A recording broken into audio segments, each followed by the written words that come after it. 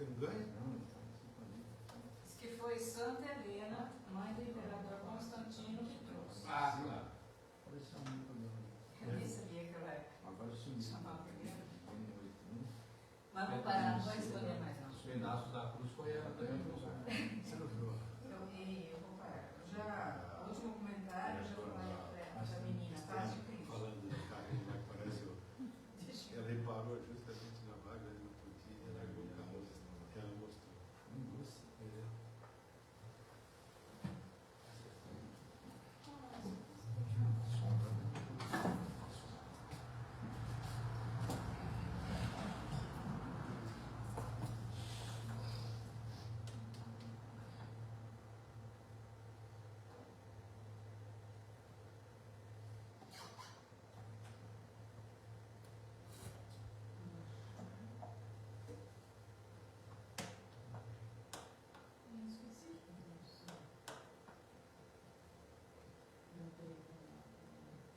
A Kátia está escondendo no Zé, que ela está tentando me perder. Ó, não deu tempo mesmo. A treta foi feita.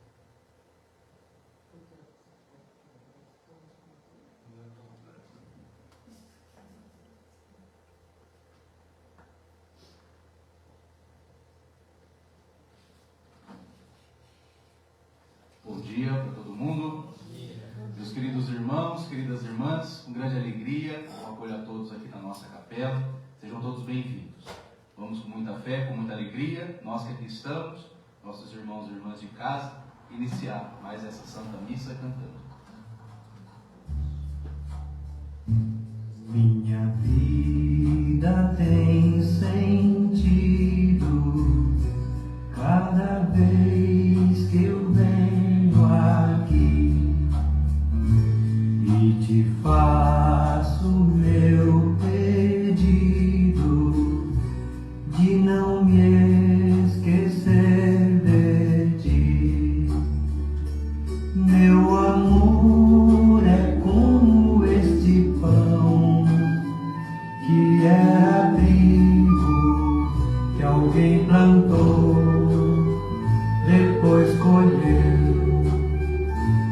E depois tornou-se salvação, e deu mais vida e alimentou o povo meu. Eu te ofereço este pão, eu te ofereço meu amor, eu te ofereço este pão, eu te ofereço meu amor. Minha vida tem sentido cada vez que eu venho aqui e te faço meu pedido de não me esquecer de ti. Meu amor é como este vinho que era fruto que alguém plantou, depois colheu. E depois encheu-se de carinho e deu mais vida e saciou o povo meu. Eu te ofereço vinho e pão, eu te ofereço meu amor, eu te ofereço vinho e pão, eu te ofereço meu amor.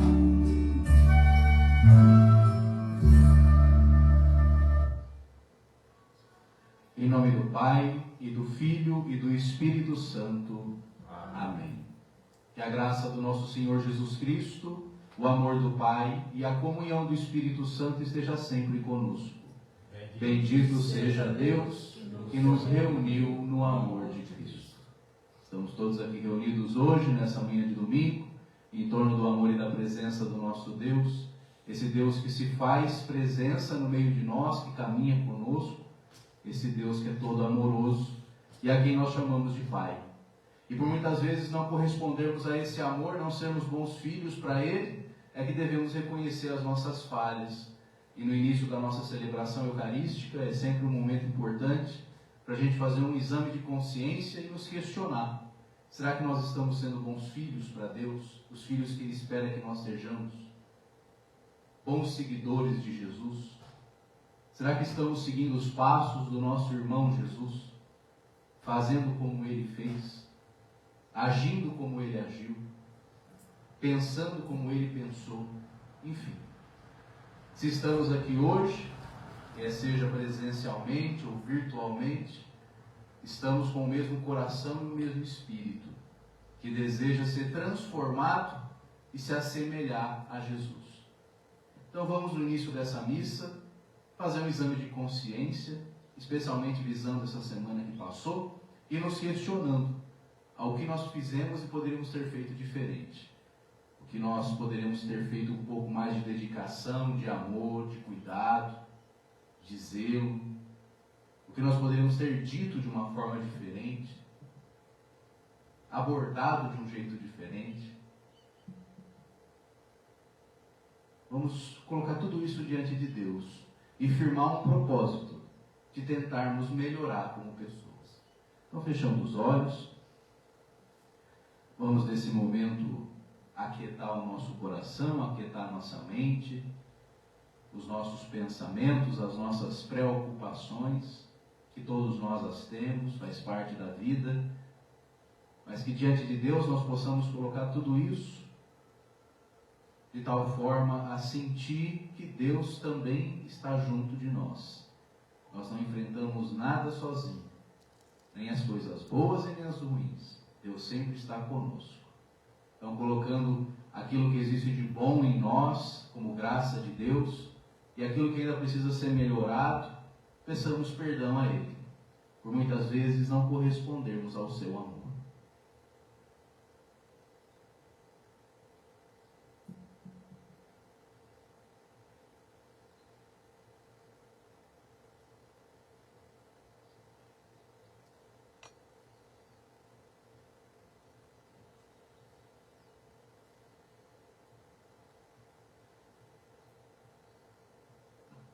Confiantes na misericórdia do Pai, digamos todos juntos: Senhor, tem de piedade de nós. Senhor, tem de piedade de nós. Cristo, tem de piedade de nós. Cristo, tem de piedade de nós. Senhor, tem de piedade de nós. Senhor, tem de piedade de nós. Deus eterno e todo amoroso, rico em misericórdia, tem de compaixão de todos nós, perdoe os nossos pecados e nos conduza à vida eterna.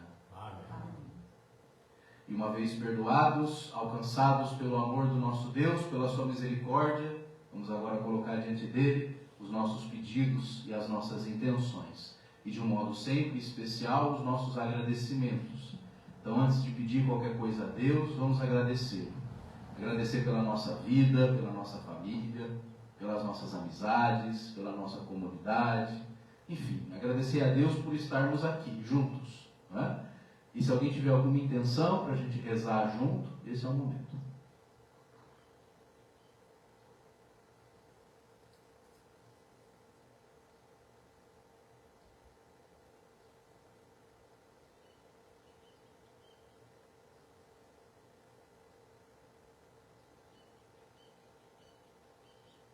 Eu queria agradecer os perrengues. Eu passei o mês passado, mas já passou, graças a Deus. Amém. Tudo que aconteceu. Amém, Kátia. Amém. E vencerá muitos outros, se Deus quiser. Se Deus quiser. Então, reunindo os nossos pedidos e intenções, aqueles que nós carregamos no nosso coração, oremos. Ó Deus da vida, nós te agradecemos por estarmos aqui hoje e poder ouvir Jesus nos falar. Falar sobre amor, falar sobre paz, nos melhorar. Que possamos, alimentados pela Eucaristia, também que abastecidos pelo Evangelho, nos assemelhar cada vez mais a Jesus, seguindo os seus passos no caminho do amor. Amém. Podemos nos sentar.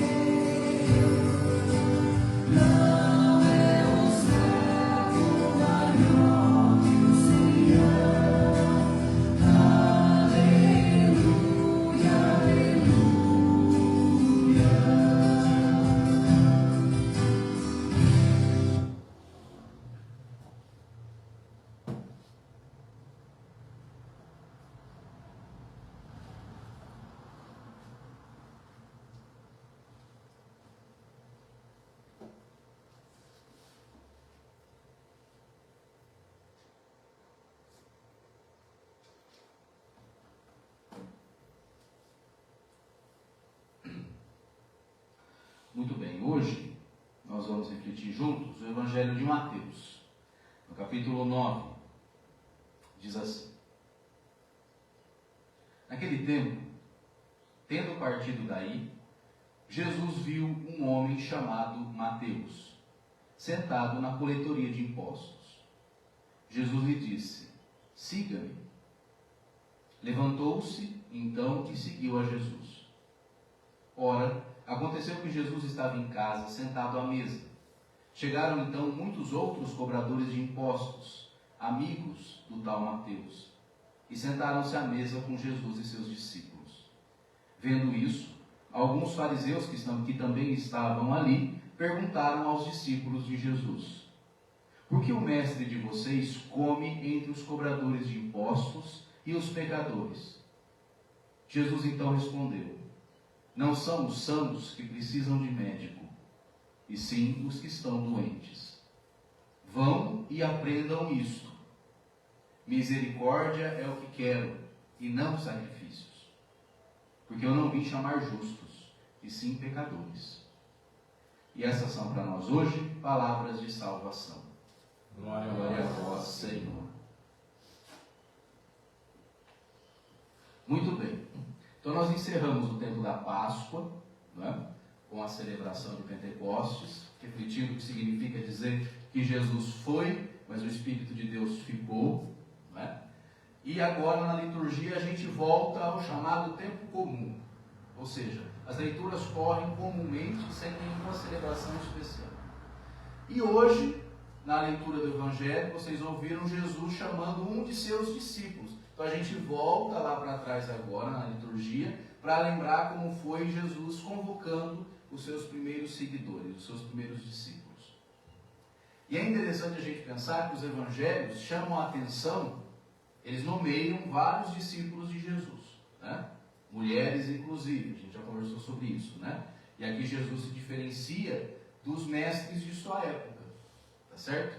Por quê? Porque na cultura judaica um homem não deveria ter mulheres o seguindo.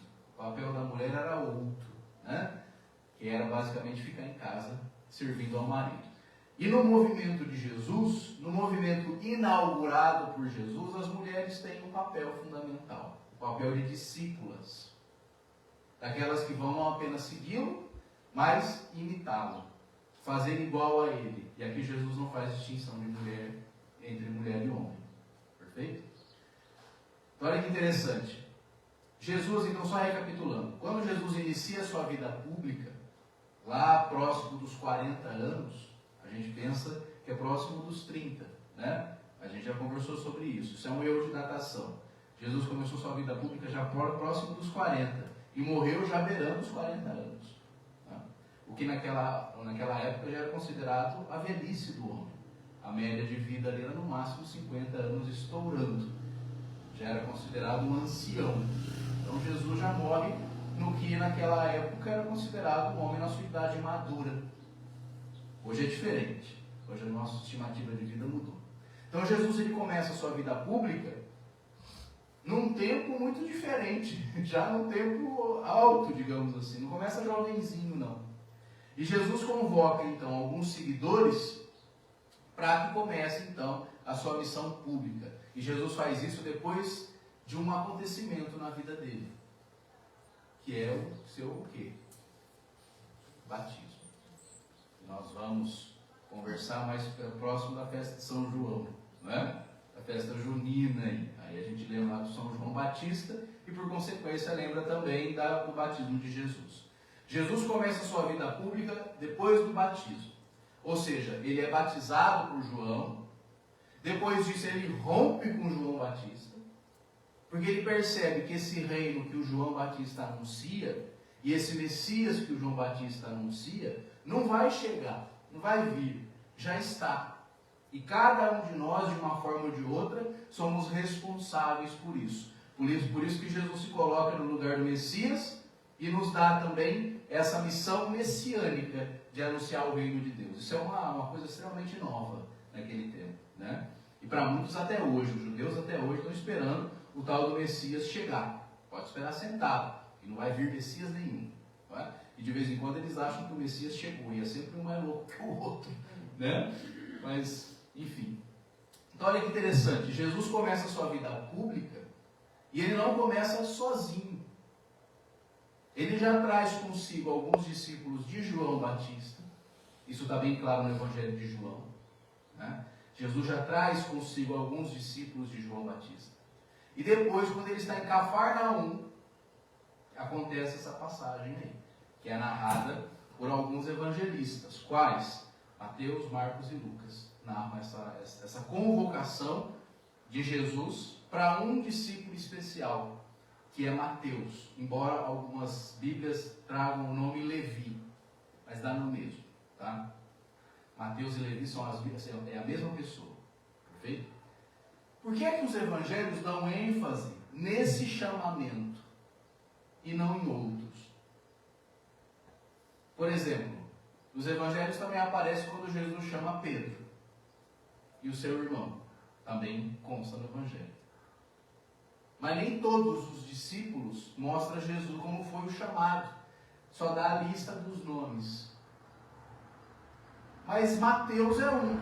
Os evangelhos dão um foco diferente.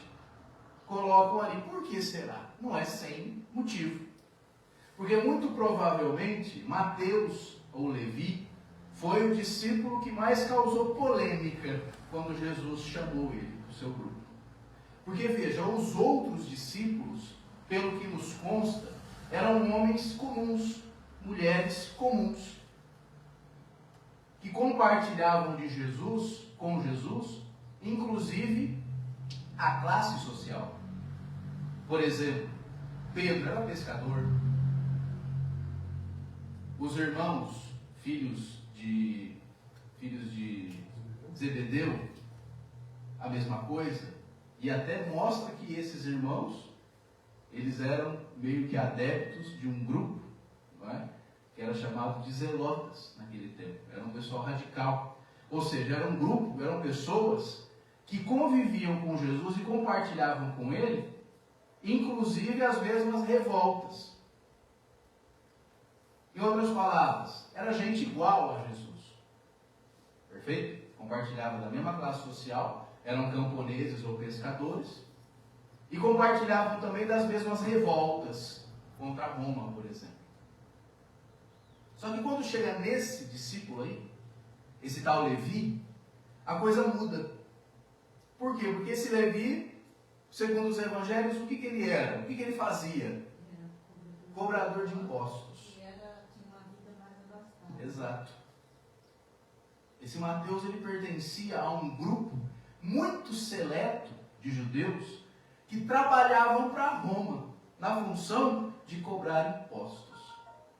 E exatamente por isso, eles eram odiados pelos outros. Pode acreditar, naquele tempo, nenhum de vocês ia querer ser cobrador de impostos. Porque era o tipo de gente que o povo tacava pedra quando passava. Lembrando que naquele tempo Roma cobrava altos impostos do povo, e não é como hoje. A gente paga o imposto e o Estado reverte para nós, não é, de alguma forma. Não era assim, não. Você era colonizado e ainda tinha que pagar para o seu colonizador. Em troca, Roma prometia uma única coisa: a paz. Que era chamada de Pax Romana.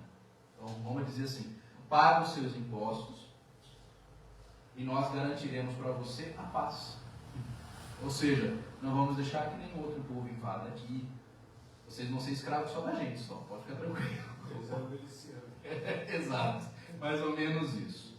Né? Então, veja, o povo, claro, os camponeses principalmente, os que estavam na periferia da região, eram os que mais sofriam com isso.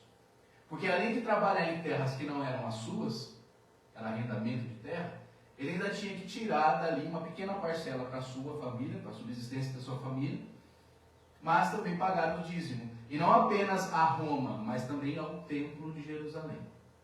Então existiam basicamente 2 tributos que você tinha que pagar. Haviam outros tantos, mas 2 principais que eram os mais caros. Era o tributo ao Templo de Jerusalém, que todo judeu tinha que pagar, que era o chamado dízimo, tá certo? Que vinha da colheita. Então você tirava a 10ª parte da tua colheita, entregava lá para os sacerdotes, ou um animal, o que seja. E o tributo ao imperador, que esse era o que era o mais caro de todos. Perfeito? Então o povo odiava aqueles que trabalhavam nessa função de cobrar impostos. E quando Jesus chama um desses indivíduos, uma dessas figuras, para o seu grupo, nossa, isso deve ter causado um escândalo tremendo entre os seus e entre aqueles religiosos que viram Jesus fazer esse movimento. Então é sobre o chamado de Levi ou Mateus que nós vamos conversar hoje. Não é qualquer chamado. É um chamado diferente. Então no Evangelho, segundo os Evangelhos, Jesus está em Cafarnaum. Perfeito? Jesus vem de Nazaré, que é a sua cidade natal, da Galileia. Ele vai ser batizado por João Batista lá na região da Pérea. Depois ele sai de lá e vai para Cafarnaum, que está na região, no lado norte, do chamado Mar da Galileia. Tá certo que não é mar, é rio. Mas pelo tamanho, falava-se mar naquela época. Não se diferenciava tanto. Mas na verdade é uma grande lagoa. Né? E no lado, no extremo norte do Mar da Galileia, está a cidade marítima chamada Cafarnaum, que na verdade é uma aldeia de pescadores. No tempo de Jesus tinha mais ou menos ali uns 1.500 habitantes, não mais do que isso. Mas Cafarnaum, comparado às outras cidades da Galileia, já era um centro. Tinha gente de tudo quanto é tipo ali. E era uma cidade, uma aldeia que vivia da pesca.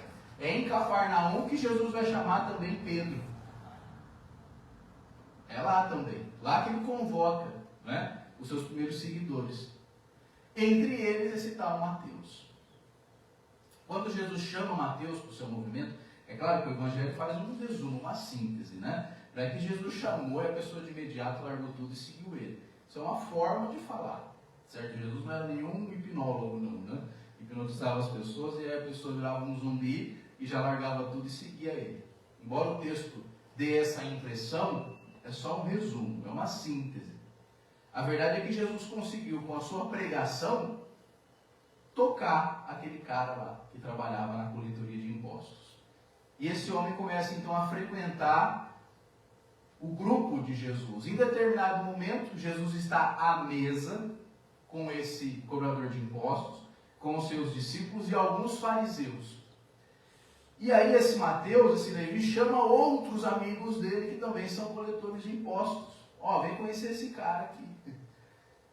Ele está dizendo que ele é o Messias, que nós judeus esperamos, só que ele tem uma mensagem diferente. Tanto é que ele não está excluindo a gente, ele me aceitou no grupo dele. É gente muito carente, no fundo, né? É gente excluída. Os cobradores de impostos eram excluídos pela maioria dos judeus. E ter alguém ali que os acolhesse era um diferencial. E aí esse Mateus chama os amigos dele e vão lá junto. E aí que acontece esse momento do Evangelho. Jesus está à mesa com essa turma toda aí. E isso não pode passar despercebido. O que significa dizer que Jesus estava sentado à mesa com esse grupo? Significa dizer que Jesus os assemelhou a ele. Porque naquele tempo, o judeu só podia sentar-se à mesa com o judeu. Não é isso? A mesa era um sinal muito claro da estratificação social daquele tempo. Diferente de hoje. Hoje você vai para um shopping, por exemplo, você senta na mesa ali, numa praça de alimentação, com um monte de gente que não sabe nem quem é. Não é isso? No tempo de Jesus, isso era uma coisa inadmissível. Em locais públicos ou privados, você só podia sentar-se à mesa com pessoas iguais a você, da sua mesma classe social e da sua mesma etnia, portanto, da sua mesma religião. Portanto, era inconcebível um judeu, por exemplo, sentar-se à mesa com um pagão, com um romano, ou com alguém que a cultura judaica excluísse. E Jesus fazia questão de fazer isso. Então, essa atitude de Jesus, de sentar-se à mesa com os excluídos, ecoa, segundo os estudiosos, ecoa o Jesus histórico. Então, muito provavelmente, quase que com 100% de certeza, essa era uma prática que o Jesus histórico fazia. Ou seja, sentava-se à mesa com os excluídos. Isso não é uma maneira de dizer, isso é factual. E isso gerava fúria nas pessoas. Essa foi uma das primeiras acusações que começam a fazer contra Jesus. E da onde é que vem essas acusações? Dos próprios religiosos. Antes de Jesus arrumar um combate com Roma, ele arrumou com os próprios religiosos, os próprios judeus, ditos como santos e veneráveis e beatos.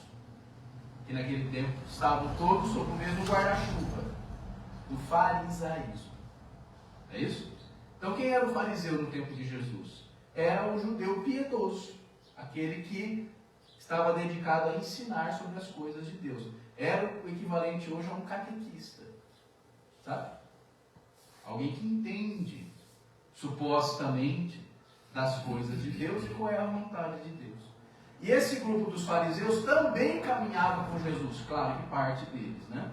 Não todos. Mas existiam alguns fariseus que também tinham a simpatia, pelo menos aparente, de Jesus. E Jesus era visto por eles também como um fariseu. Olha que interessante. A gente não para para pensar nisso, né? Mas o próprio grupo, alguns fariseus, tinham Jesus também como uma espécie de fariseu, embora um fariseu heterodoxo, vindo das classes baixas. Então eles estavam ali naquele momento tentando entender Jesus. E causou escândalo quando Jesus coloca um cobrador de impostos no meio deles. A ponto dos fariseus chegarem para os seus discípulos, olha que interessante, eles não chegam para Jesus e perguntam. Eles chegam para os seus discípulos e falam, escuta, o mestre de vocês, ele senta-se à mesa com essa gente aí, com os cobradores de impostos e os pecadores. Tem alguma coisa errada. Um homem santo, um homem de Deus, não se mistura com essa gentalha, como diz o Chaves, ó. Não se mistura com essa gentalha. Só que Jesus ouve a conversa. E aí Jesus responde. Ele fala, olha, vocês religiosos, vocês fariseus, precisam aprender uma coisa. Aquilo que disse o profeta Oséias. Aí Jesus cita um profeta lá do Antigo Testamento.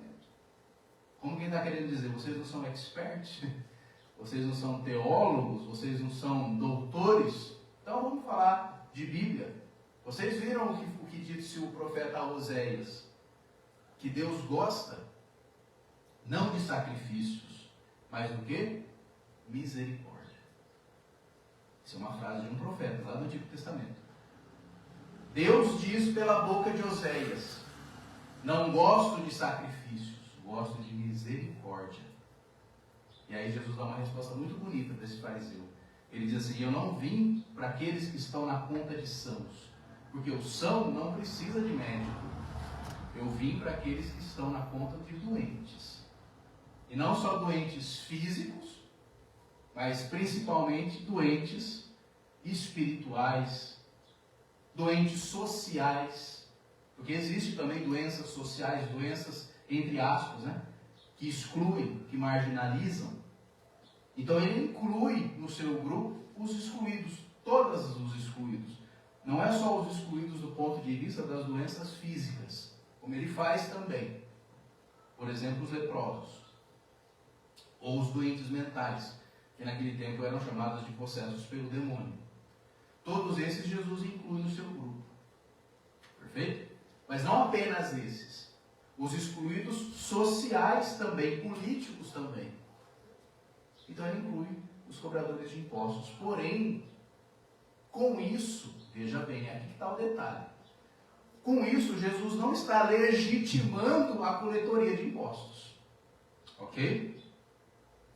Não é porque Jesus acolheu e incluiu o coletor de impostos que ele está dizendo tudo certo. Essa prática é lícita, é legal, continua fazendo o que você está fazendo, está tudo ok. Não. É muito claro nos evangelhos que quando alguém começa a seguir Jesus, ele tem que fazer uma escolha. E qual é essa escolha? Romper com a sua vida passada. Portanto, se ele faz práticas que não são legais, ele vai ser acolhido por Jesus. Mas ele vai ter que abandonar aquilo. Na linguagem bíblica dos evangelhos, é dito que quando alguém seguia Jesus, ele largava tudo. Não é isso que diz o texto? Ele largava tudo e seguia Jesus. Esse largar tudo é deixar para trás tudo aquilo que não serve para o reino de Deus. Então tem muita coisa que não serve para o reino de Deus. E quando nós vamos seguir Jesus, nós precisamos levar apenas o essencial. E o que é o essencial? Nós mesmos. Tanto é que o próprio Jesus vai dizer. E até cuidado no que você vai levar com você. Aí Jesus fala: não levem nem bolsa, nem sacola, nem 2 túnicas, nem nada que possa pesar pelo caminho. Ou seja, o que Deus quer da gente é a gente, nada do que a gente tem, mas tudo que nós somos. É isso que Deus quer.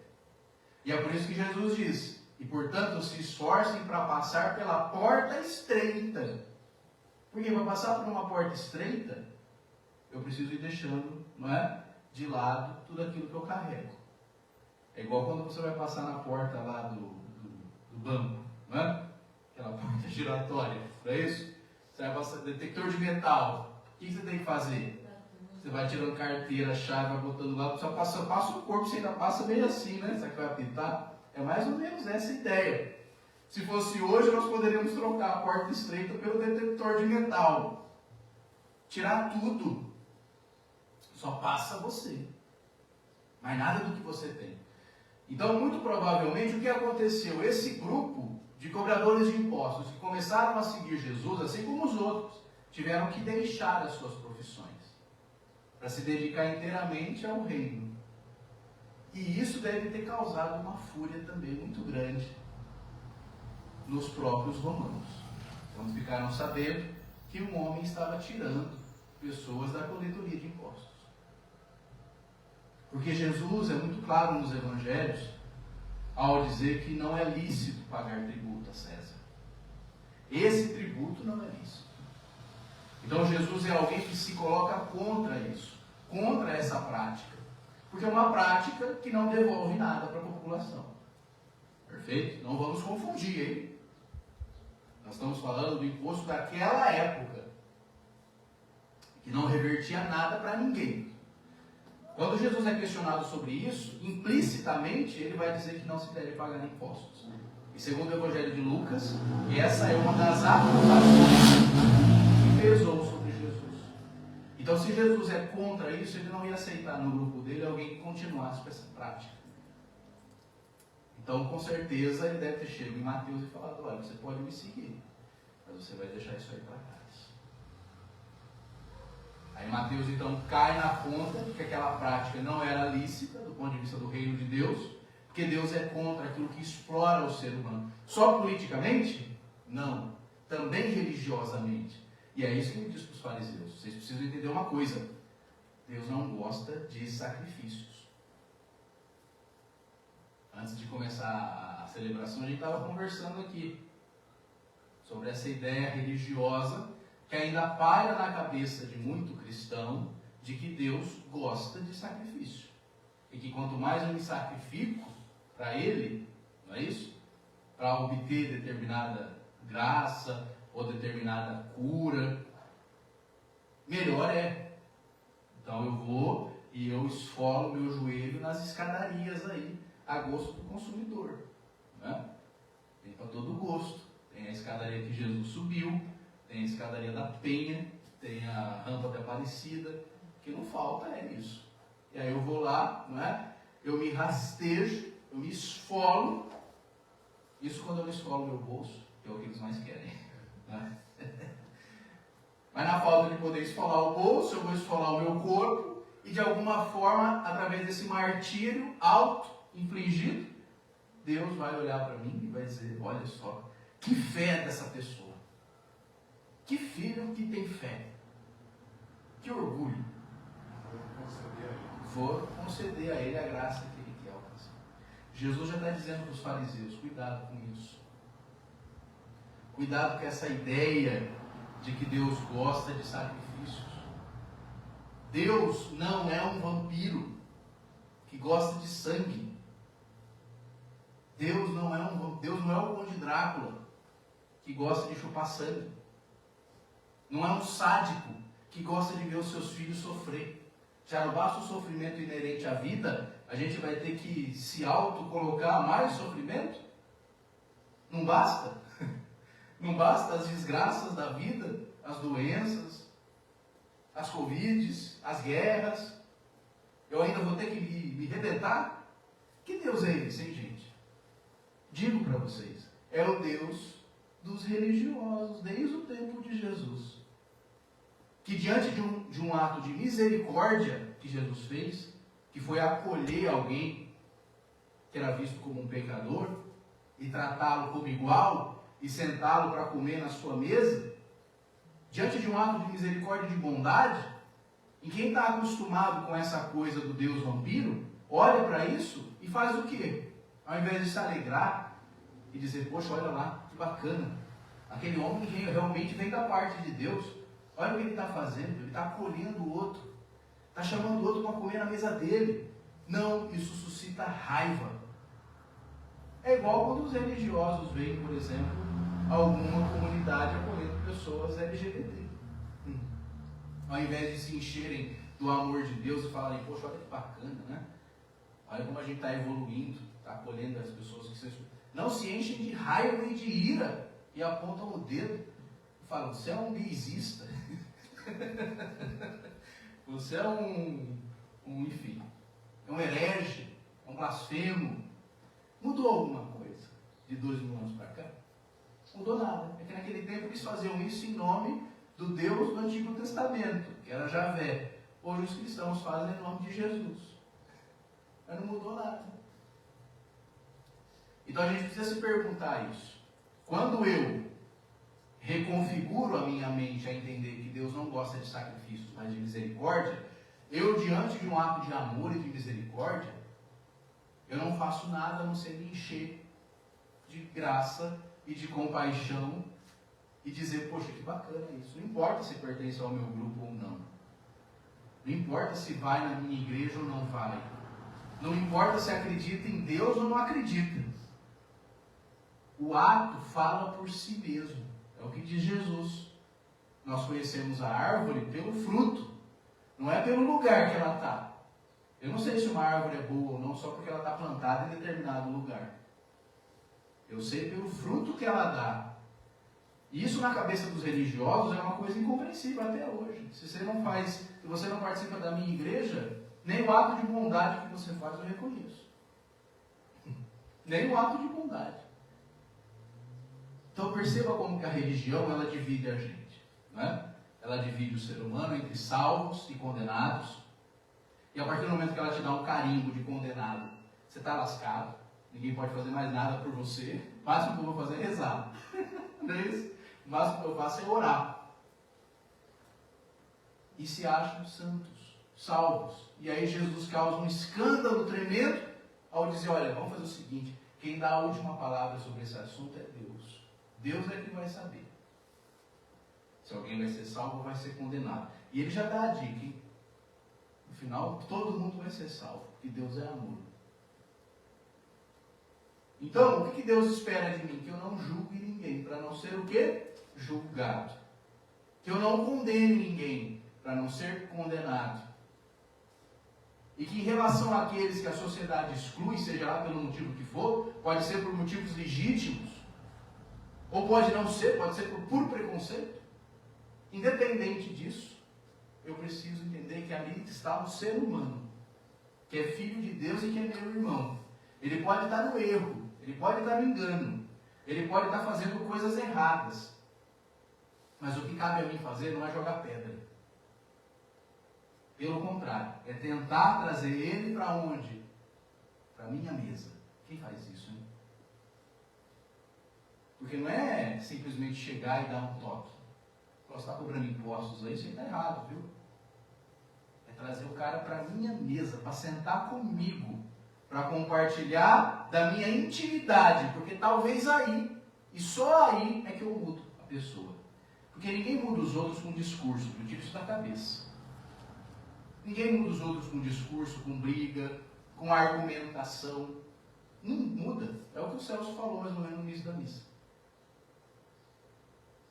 Chama para sentar, para conversar com você olho no olho. Geralmente esses que ficam esbravejando aí não vão. Porque são machinhos na internet, não é isso? Mas no cara a cara não aparece. Entende? Porque quando é olho no olho a coisa muda, cara. Quando você chama uma pessoa para sentar na sua mesa para comer com você, você desarma a pessoa. Porque ela começa a perceber que, poxa, apesar das diferenças, nós somos feitos da mesma coisa. A gente sente fome, a gente sente sede, temos as mesmas necessidades, não é isso? Então essa é a prática que Jesus tem para, entre aspas, convencer alguém a mudar. É trazer para perto, não é? Você nunca vai ver Jesus argumentando as coisas ou querendo convencer os outros na base do grito ou da argumentação lógica. Não tem isso. É trazendo para perto.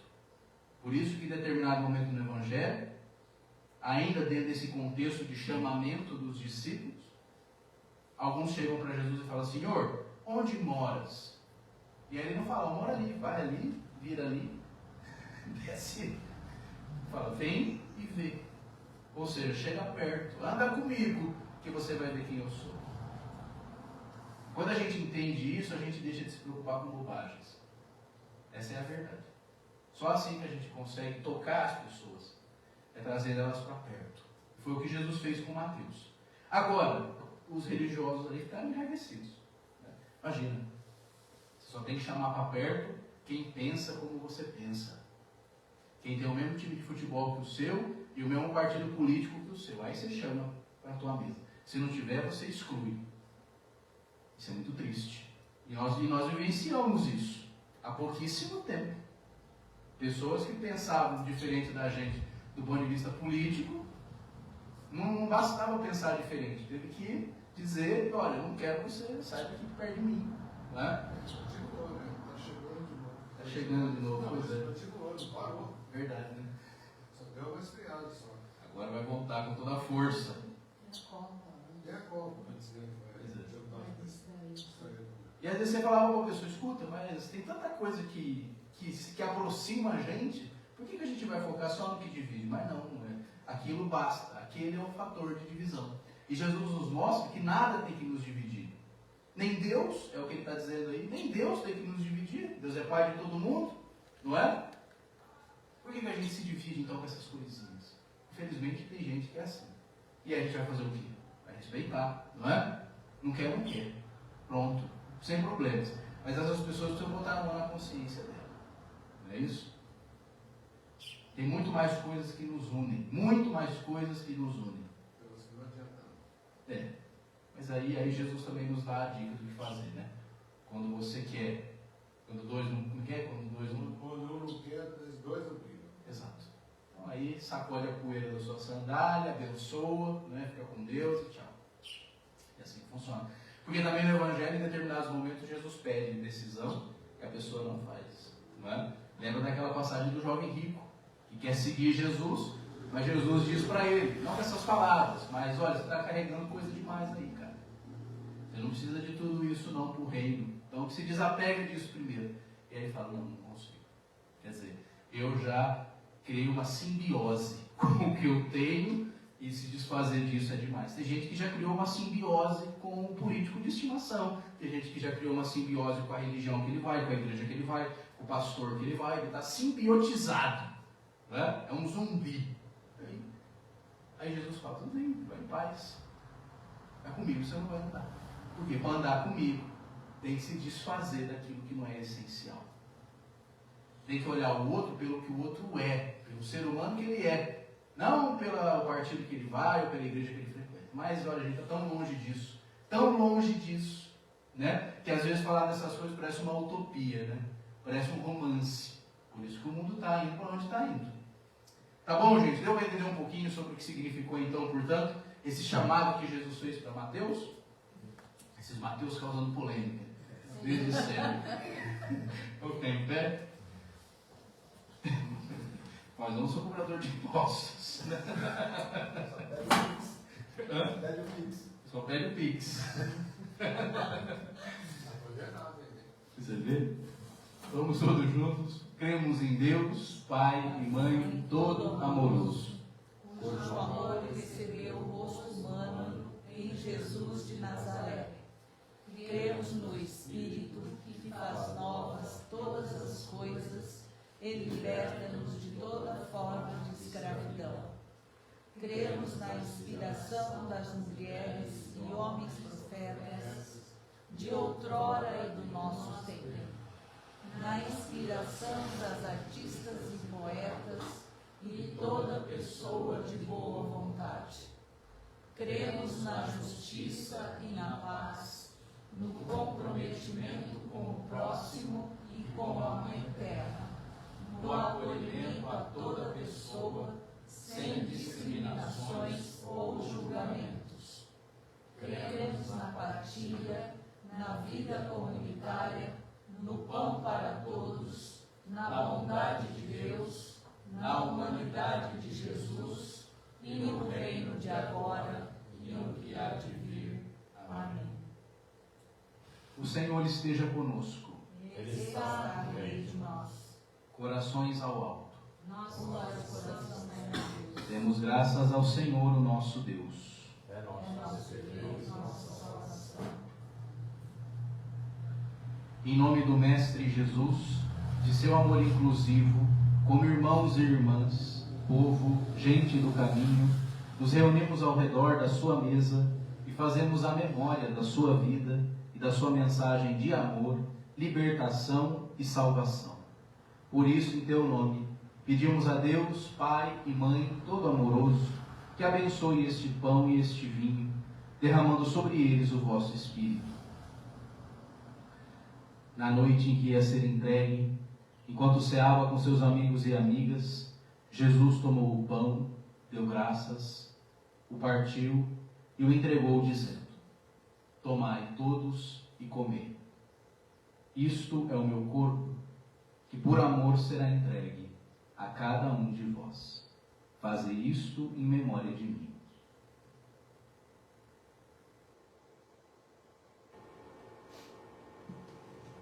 E do mesmo modo, no fim da ceia, tomou também o cálice e deu graças novamente, e o entregou aos seus amigos e amigas, dizendo: tomai todos e bebei.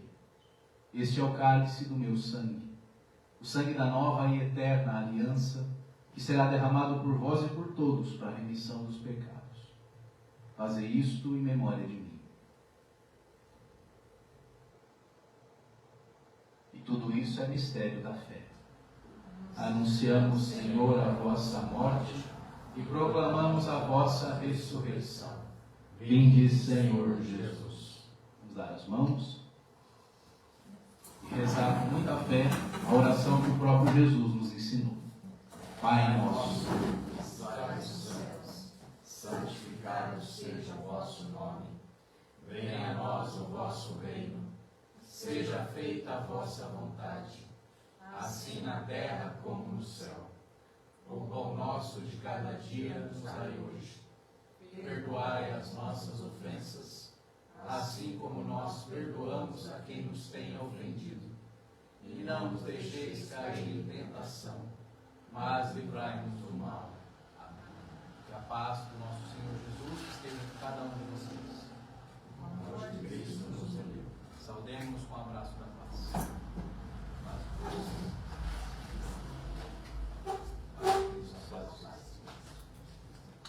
A paz de Cristo.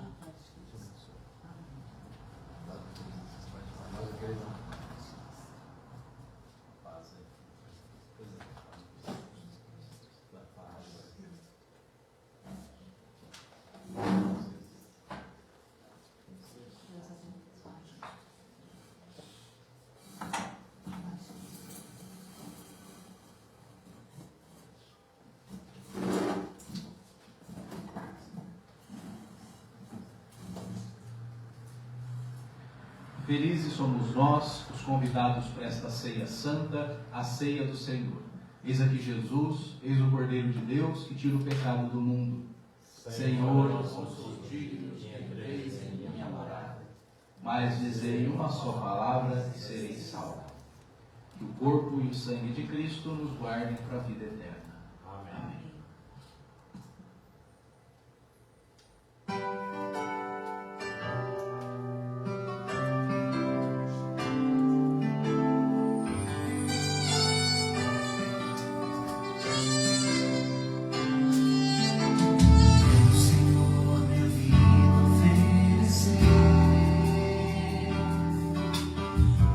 Oferta de amor e sacrifício.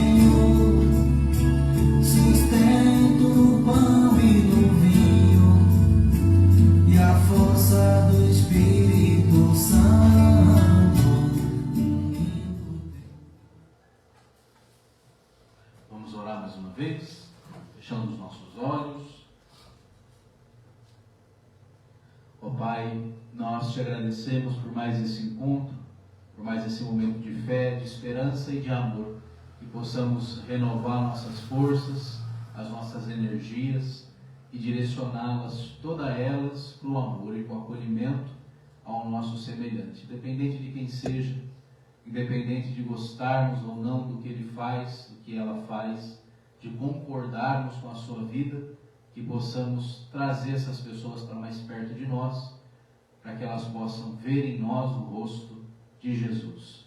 O rosto que acolhe, que perdoa, que dá uma nova chance para todo mundo. E que possamos também entender, e de uma vez por todas, que tu gostas de amor e de misericórdia, e não de sacrifícios, não de guerras, não de disputas, não de violências, mas de amor e de paz. E que possamos, cada um de nós que aqui está, ser esse instrumento da tua paz e do teu amor. Amém. O Senhor esteja conosco. Ele está no meio de nós. Abençoe-nos o Deus que é todo amoroso, Ele que é Pai, Filho e Espírito Santo. Amém. Eu desejo a todos um santo domingo e uma ótima semana. Vamos em paz, que Jesus nos acompanhe. Graças a Deus.